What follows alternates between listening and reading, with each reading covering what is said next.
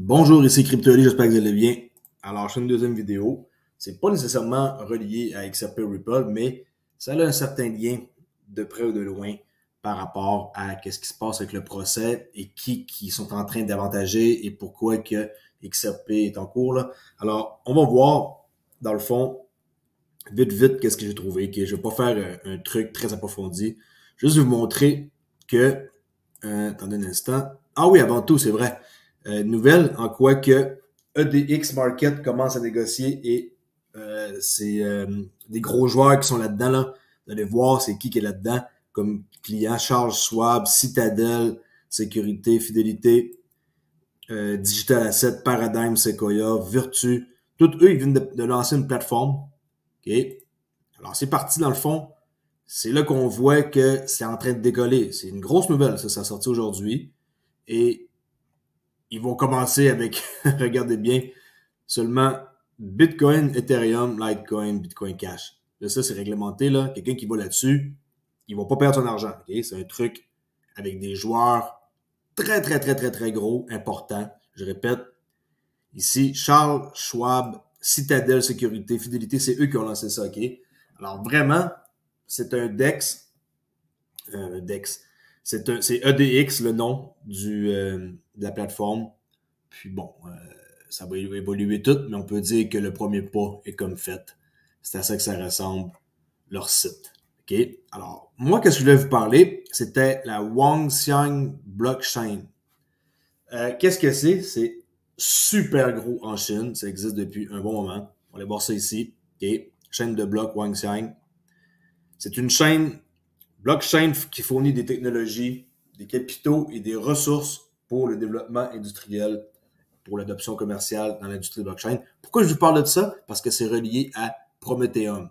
Prometheum, j'ai parlé l'autre jour que ce site-là, ils ont eu le OK de la SEC pour qu'ils puissent garder l'argent des gens en toute sécurité, en custody. Okay? La SEC et la FINRA sont inscrits, c'est inscrit sur ça. Alors, Prometheum, lui, il parle de Wangxiang, la blockchain, en quoi que c'est gros. Je crois que les États-Unis sont en train d'avantager ce genre de business-là ici, avant même d'avantager son propre pays. Pourquoi? Je pourrais pas dire pourquoi il fait ça, mais eux sont dans tout. Dans tout. Regardez par exemple, stockage de données, finance numérique, la pharmacie santé, tout ce qui est par rapport à la cartographie, là, okay? Toute la biologie, les batteries, pétrochimie. OK? Ça, c'est un que les gros points. Ils ont des partenaires que, bon, on ne connaît pas vraiment parce qu'on ne reste pas là-bas. Là. Sinon, ils existent depuis un bon moment. J'ai vu dans l'enregistrement que c'était 2015. Ils ont plusieurs solutions. Regardez, qu'est-ce que j'ai dit tantôt, là, même du métaverse. Tout ça là, pour le rural, toute la biologie, ça c'est intéressant. OK? Ils ont les gros points majeurs ici, la logistique, dans la finance, des trade trusts, financement, ils ont tout, OK? Infrastructure, événements. Tout ça, c'est avec leur page ici qu'ils ont, qu'il n'y a pas beaucoup de monde qui les suit, c'est pas plus grave. Moi, je vous montre que c'est un très gros joueur. Ils ont une page Facebook, rien à tirer de Facebook, je ne vais plus là-dessus, moi, ça doit faire 10 ans. OK? Mais je vous montre qu'il y a une page, mais c'est pas populaire, là, regardez, 113 likes. Ils vont participer à la 9e, dans la 9e semaine, ils appellent ça Wangxiang Blockchain Labs, va accueillir la 9e semaine internationale, okay, 9e, de la blockchain de Shanghai du 15 au 20. Et moi, je vais vous faire un lien avec ce que j'ai trouvé ici sur WX Blockchain, avec le festival 2023, okay, qui a eu lieu le 12 avril, du 12 au 15. Regardez bien en marquant Buterin, qu'est-ce qu'on trouve.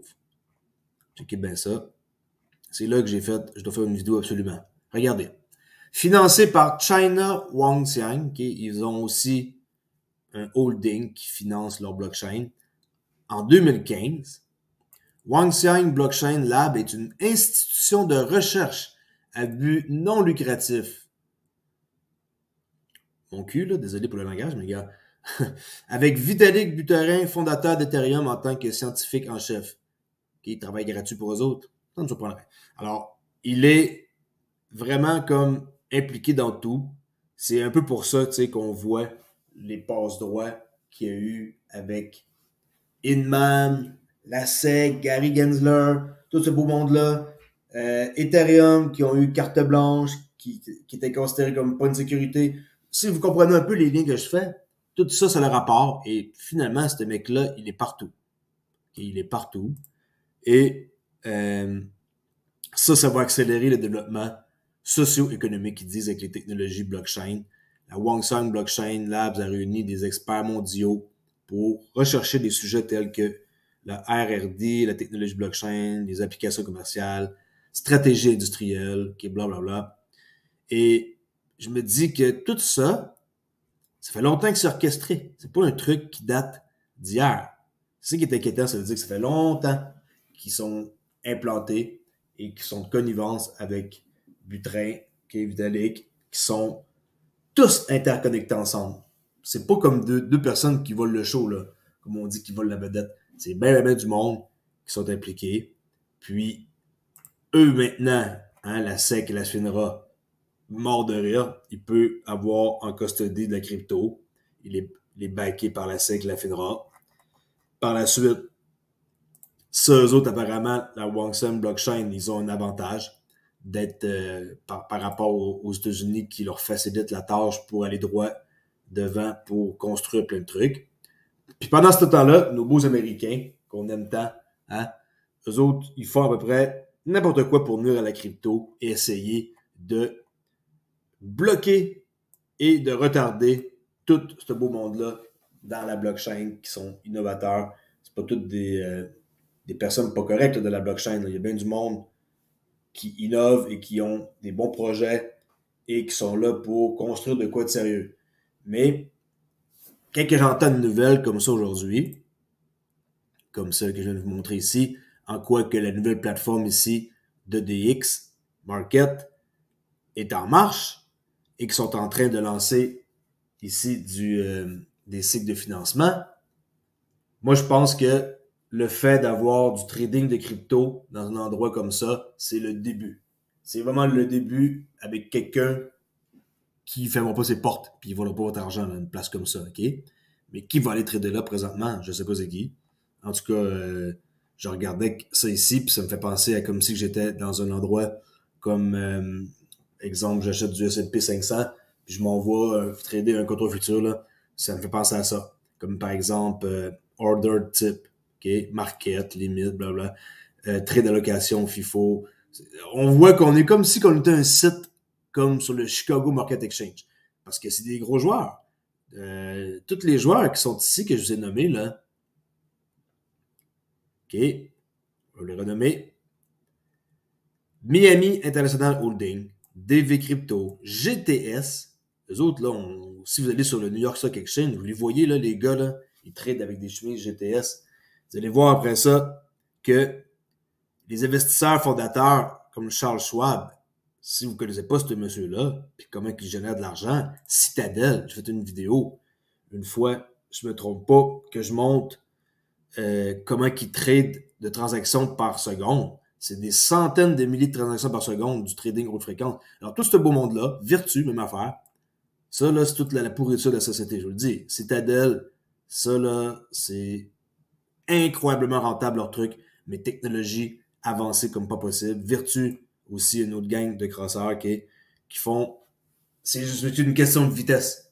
C'est tellement rapide que moi, que je place une transaction au Canada, je suis loin dans la file d'attente. Eux, ils ont le temps de placer, on appelle ça du front running, là. Ils vont placer une transaction en avant de moi et moi, le temps que je place ma transaction puis que le prix soit exécuté, je suis déjà rendu en négatif avant même de commencer la trade, là.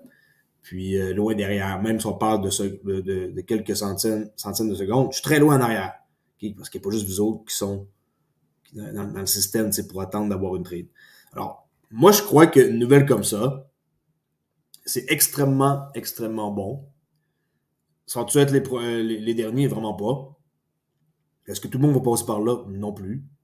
Mais, tu sais, c'est un pas vers le futur énorme là, qu'on vient de faire aujourd'hui.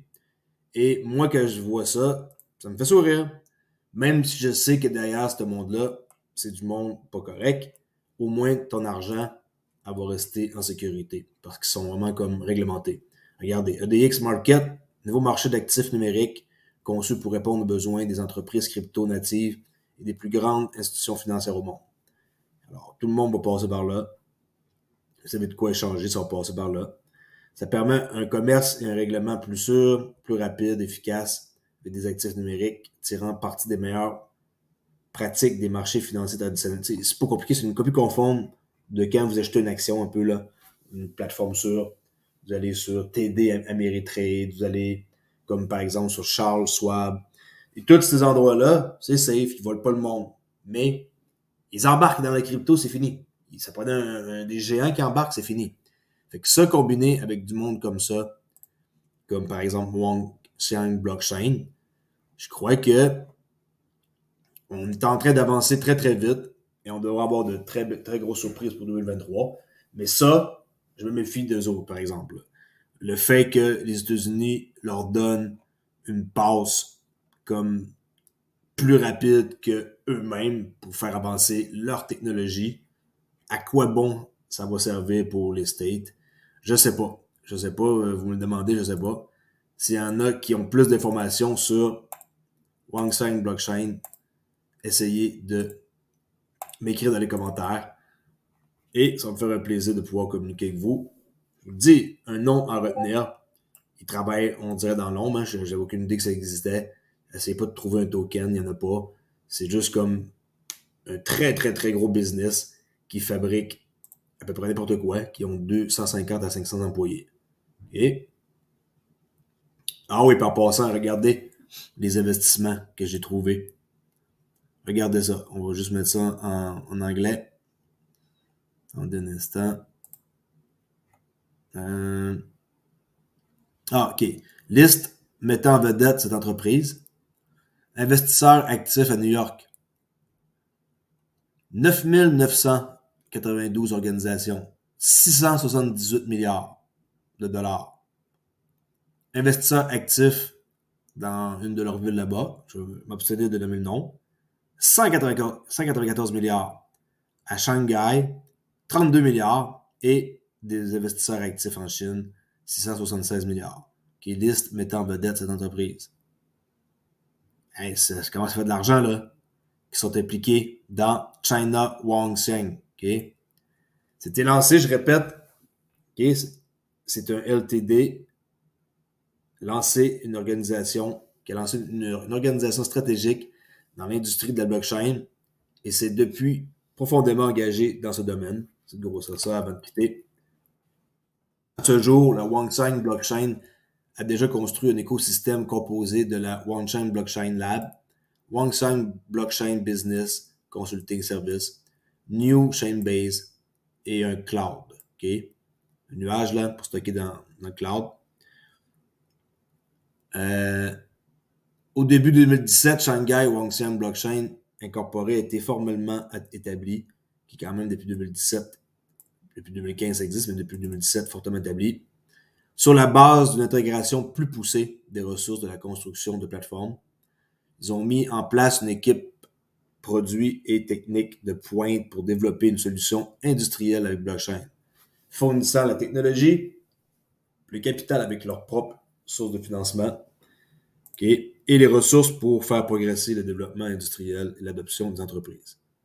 Moi, quand je vois ça, honnêtement, je suis découragé parce que pourquoi que les États-Unis, ils bloquent eux-mêmes leur propre évolution pour laisser probablement, mon petit doigt me dit que pour laisser probablement le temps à ce genre de business comme que je vous ai montré ici, qui est EDX Market, de genre faire chuter les prix, acheter à bas prix, enrichir ce monde-là encore plus. Un coup qu'ils sont enrichis, ben là, par la suite, soient capables de pouvoir avoir encore plus d'argent pour faire leur activité. Et là, les gens ils vont devoir passer par eux pour pouvoir être legit. Alors, ils finissent toujours par gagner. Le gouvernement, c'est toujours le gagnant au bout de l'histoire. Puis si vous pensez que vous allez avoir le dernier mot, la réponse est non. La preuve, regardez qu'est-ce qui se fait à Binance aux US. Coinbase, je crois qu'il va s'en sortir. C'est pas un problème. Je trouve ça un peu comme un choisi parmi les mal-aimés, si on peut dire, mais c'est quand même un choisi. Mais avec des problèmes pareils aussi. Je ne penserais vraiment pas que Coinbase disparaisse. Binance non plus, ne disparaîtra pas. Mais ils sont en train de faire pas mal de tort. Puis les autres exchanges qu'il y a, c'est dur à dire. Ils peuvent s'attaquer à peu près à n'importe qui. C'est la SEC. Oubliez ça. Oubliez jamais ça. Alors, j'espère que ça vous a un petit peu plus éclairé. Okay? C'est pas très approfondi, mais je vous ai fait au moins un compte rendu comme promis de c'est qui Prometheum ici, que lui, il a eu son custody avec la SEC puis la FINRA, qui parle de la Wangshan ici, et que eux, ils ont eu leur passe-droit comme les États-Unis pour construire, mais les États-Unis, eux autres, sont en mode genre neutre. Tout ça combiné avec le nouveau marché de EDX Market qui rentre avec les gros joueurs comme Virtu, Citadel, Charles Schwab, tout ce monde-là, ils viennent de faire un grand pas là, dans la crypto, ils se lancent. C'est ça que ça veut dire. Alors, je parle à la prochaine vidéo. Je pense que je vais faire ce soir une vidéo, un peu plus tard, après avoir été chercher les enfants dans tôt. Et je vais parler de trading. Oui, ça me manque un peu, puis je vais vous faire une petite analyse avec une charte. Comme on va partir de zéro, là. Puis je vais faire une analyse comme à partir de monthly, weekly, daily, et faire un peu un pronostic. Peut-être un genre de future prédiction, si on peut dire. Okay? Pas parce que je dis le mot prédiction que je vais réussir à prédire le marché à combien il va augmenter ou baisser. Là. Mais vous comprenez ce que je veux dire. Je vais faire un peu un aperçu de où est-ce que je crois que le XRP pourrait aller d'ici X nombre de temps. Je ne sais pas encore, je vais déterminer mon unité de temps sur quelques jours, quelques semaines ou quelques mois. Là. Probablement quelques semaines, je préfère. Quelques jours, c'est vraiment dur à savoir. Quelques semaines, c'est plus facile de voir sur une unité de temps qui est plus grand. Alors, on va voir ça dans une prochaine vidéo. Vous allez voir ceux qui aiment un peu plus l'analyse technique, puis qui connaissent un peu la façon dont je fonctionne, devraient être assez agréablement surpris.